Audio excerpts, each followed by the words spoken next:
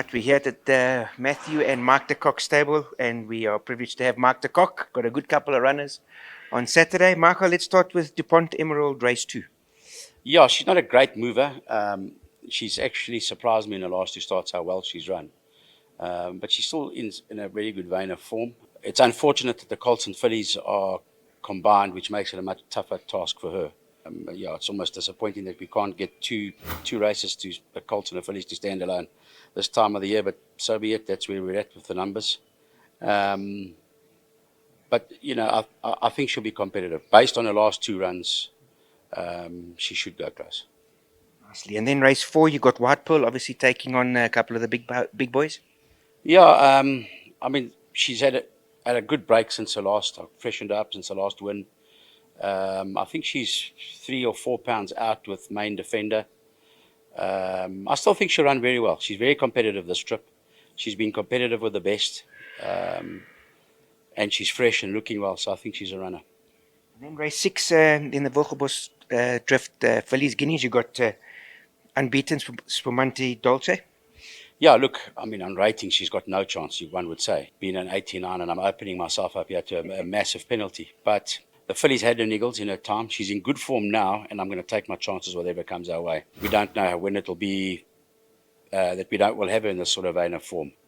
I think she's good enough to be something well into the hundreds, for sure, from what she's shown us at home. So I'm just going to basically ignore ratings when it comes to chances. She's shown us enough here to be competitive in the race. I mean, I all get that we're probably running for second with the good filly that's in there. That's for sure. Yeah, she's proper. But anywhere near her, we'll take. I mean, she's a filly if it's black type, but it'll only enhance her value. But as I say, I would ignore the rating. She can only be rated on what she's beaten so far, which is not much. But at home she shows us she's 109, not a 89. Okay, then in the boys, you've got your two boys there, Greaterix and Wahid. Yeah, Greaterix is as I've said before, he's just got this tremendous amount of speed. That's always something we're going to have to factor into our tactics for sure.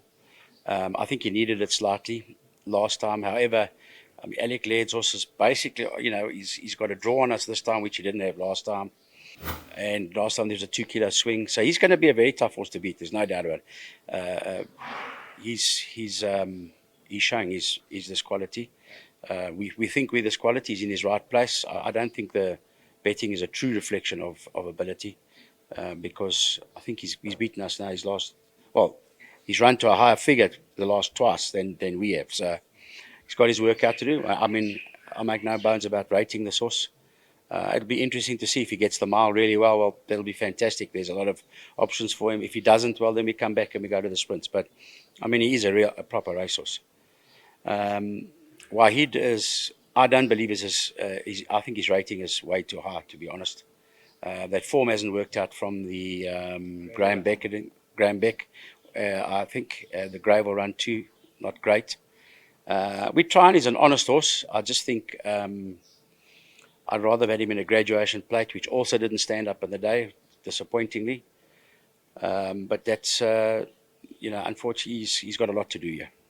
And then last but not least, race 10, Top Seed. I thought he won a very good maiden in Durban last time, albeit some of those maidens are pretty weak down there. But his horse has come on. He's a nice type of horse, and I think he's a big runner here. You have it for Michael, Top Seed, and obviously the two horses in the big races. Let's hope they all run good races on Saturday.